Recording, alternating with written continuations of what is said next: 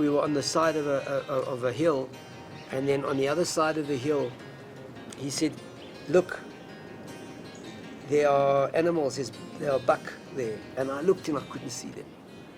And he said, no, there they are. And I couldn't see them. So he said, no, look down my finger. And I looked down his arm and onto his finger, and then suddenly I saw these buck, and it was like his finger was magic. And I had a strong sense then even that this African person had a connection to the land and to the world.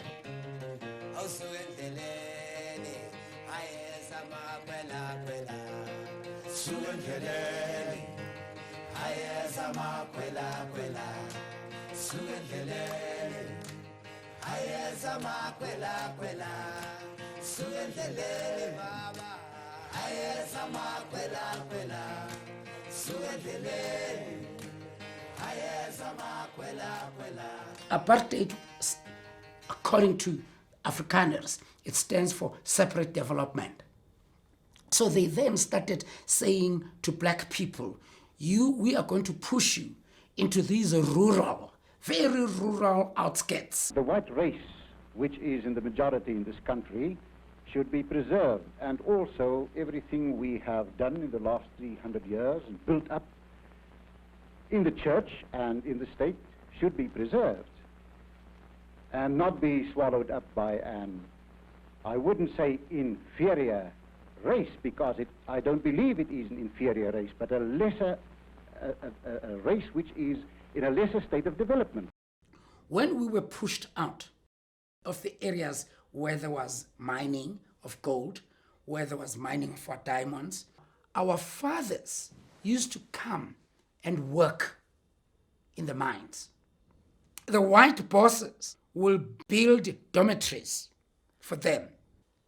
They stayed in these hostels. They would cook here, eat here, sleep here, and they then also built their own culture, I would say.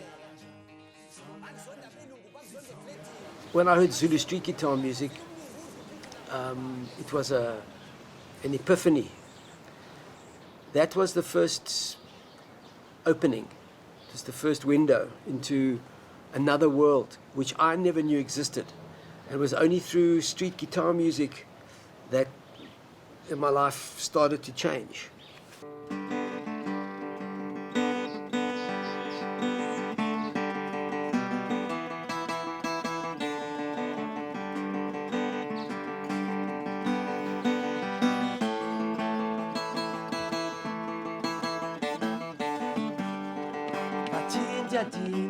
Bathinda bangezokufa safa saphendulinje bomvana bathinda bangezokufa safa saphendulinje bomvana when do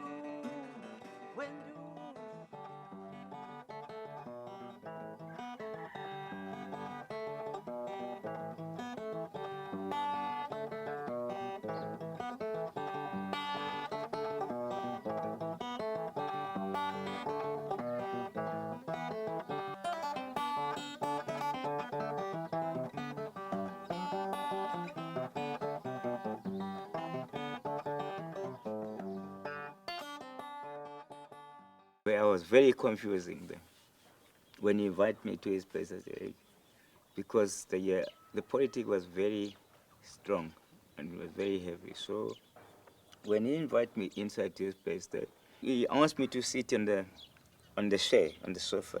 I said, I refused. I said, no, I would sit on the floor. Anyway, so we sat in the kitchen, and I played him a song, and he was impressed, and then he played me a song, and I was impressed. And we just became friends.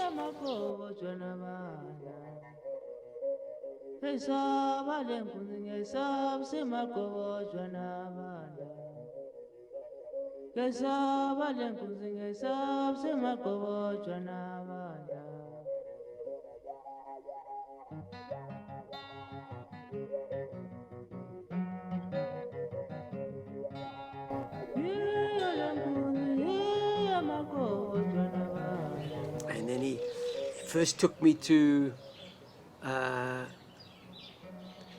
one Tuesday or Thursday night was a rehearsal for dancing. And he took me with him where the workers lived.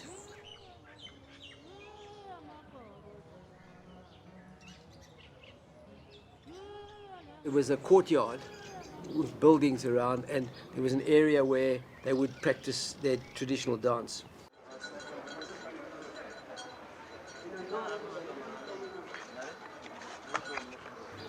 That night I saw something that was just so powerful.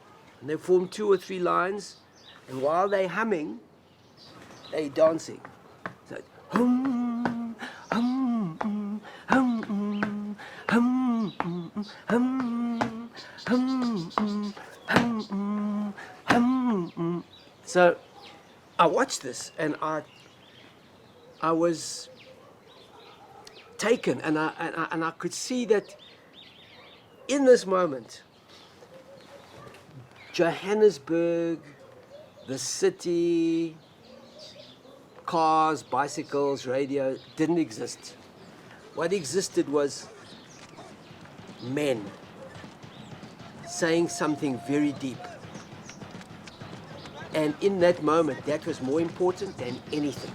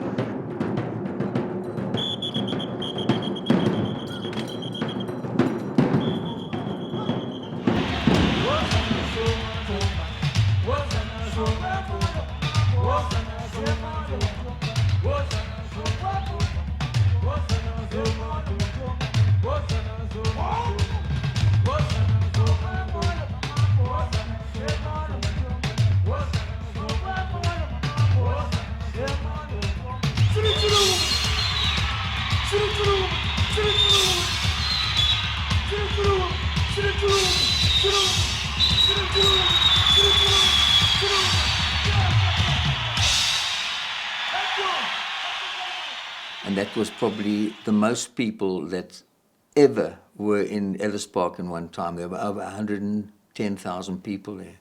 And it was a crossover, black, white, colored, Indian, everyone in our country was there. And it was a fantastic day. That was a memory I'll never forget, you know. I think that you can probably consider that there is a period of South African music before Juluka and after Juluka. We have a meeting. It was down to the Twila River. He said to me, listen, there's some shows we're going to do it in overseas in America. We're going to make money there. We might make $1 million. I said to him, I give up.